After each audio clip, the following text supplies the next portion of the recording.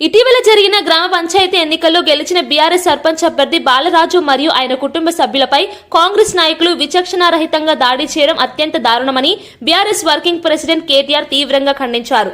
సికింద్రాబాద్ లో మీడియాతో మాట్లాడుతూ ఈ ఘటనపై ఆయన ఆగ్రహం వ్యక్తం చేశారు. సర్పంచ్ ఎన్నికలు ముగిసిన అనంతరం గ్రామంలో తీవ్ర పోటీ నెలకొందని, ఈ క్రమంలో బాలరాజు స్వల్ప తేడాతో ఓడిపోయిన తర్వాత ఆయన ఇంటి వద్ద కుటుంబ సభ్యులపై ట్రాక్టర్తో దాడి చేయడం దౌర్జన్యానికి పరాకాష్ట అని అన్నారు.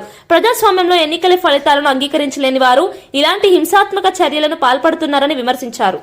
ట్రాక్టర్ ను తీసుకొచ్చి డైరెక్ట్ గా ఇంటి అరుగు మీద కూర్చున్న అక్కడ లేడీస్ గాని, అట్లాగే అక్కడే ఉన్న మిగతా వాళ్ళు ముఖ్యంగా నలుగురు దాదాపుగా గాయపడి తీవ్రమైన గాయాలు కలిగి ఇవాళ అత్యంత సీరియస్ కండిషన్ లో ఇక్కడ హాస్పిటల్లో చేరి ఉన్నారు. ఇక్కడ భారతి గారు ఇక్కడ చేరి ఉంటే ఇంకొక అమ్మాయి బాలామణి గారు మరి అమీర్పేటలో ఇంకొక హాస్పిటల్లో చేరి ఉన్నారు. ఇది ప్రభుత్వం. కానీ ఈరోజు అదే ప్రజల ప్రాణాలు పోతుంటే, అదే ప్రజల ప్రాణాలు తీసే ప్రయత్నం కొంతమంది గూండాలు రౌడీలు చేస్తుంటే మీరు ఈ రకంగా చేష్టలుడిగి చేతగాని వాళ్ళలాగా చూస్తూ ఉంటే ఇది పద్ధతి కాదు. ఇక మేము కూడా మీరు ఈ రకంగానే నిశ్చేష్టులుగా చూస్తుంటే, ఏ యాక్షన్ కూడా తీసుకోకుండా ఇట్లనే గమ్మున ఉంటే మరి మేము కూడా తిరగబడే రోజు వస్తుంది. రాష్ట్రం మొత్తంలో కూడా శాంతి భద్రతల సమస్య వస్తుంది. గుర్తుపెట్టుకోండి. ఇప్పుడు భారతి గారు ఇప్పుడు నిజంగా కూడా చాలా సీరియస్ కండిషన్ లో ఉన్నారు. దాదాపుగా మొత్తం ఆమె పెల్విస్ బోన్స్ కానీ మొత్తంగా యూరినరీ బ్లాడర్ కానీ మొత్తం పంక్చర్ అయిపోయిన పరిస్థితి, చాలా క్రిటికల్ గా ఉన్నారని, ఒకటి కాదు 3 సర్జరీలు చేయాల్సి ఉంది. దాదాపు 3 వారాలు ఇక్కడే ఉండాల్సిన పరిస్థితి ఉన్నది.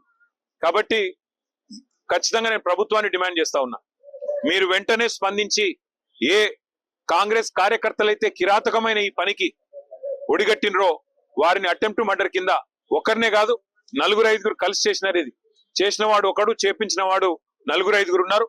అందరినీ అటెంప్ట్ మర్డర్ కింద బుక్ చేయాలి, ఖచ్చితంగా కఠినంగా శిక్షించాలని డిమాండ్ చేస్తా ఉన్నాం. రెండవది, ఆ కుటుంబం ఇవాళ నష్టపోయి మొత్తం పిల్లా పాపతో సహా ఇవాళ ఆ కుటుంబానికి, అదే విధంగా గాయపడ్డ మిగతా కుటుంబాలకు కూడా వైద్య ఖర్చులు మొత్తం పార్టీ నుండే మేమే భరిస్తాము. తప్పకుండా ప్రతి కార్యకర్తకు కూడా పార్టీ అండగా ఉంటుందని చెప్పి కూడా మరొక మాట చెబుతూ అట్లాగే మా నాయకులు కార్యకర్తలకు కూడా నా విజ్ఞప్తి, నా ప్రార్థన, దయచేసి మీరు సంయమనం పాటించండి. కానీ సందర్భం వచ్చినప్పుడు అవసరమైతే అందరికంటే ముందుండి మేమే ఉండి అవసరమైతే డీజీపీ ఆఫీస్ ముట్టడికి కూడా పిలుపునిస్తాం. అవసరమైతే ప్రతి ఎస్పీ కార్యాలయం ముట్టడికి కూడా పిలుపునిస్తాం.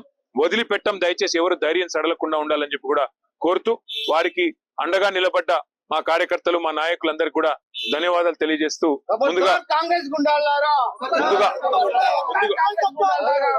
ముందుగా వారి ప్రాణాలు కాపాడుకోవడం మీద దృష్టి పెట్టుకుందాం.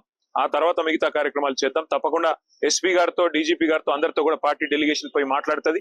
ఒక్కరు కూడా ఇందులో మిగలకుండా ఎవరెవరైతే దాడి చేసినారో అందరు అరెస్ట్ అయ్యేదాకా, అందరికి శిక్ష పడేదాకా వదిలిపెట్టం, న్యాయ పోరాటం కూడా చేస్తామని చెప్పి కూడా తెలియజేస్తూ మీకు ధన్యవాదాలు.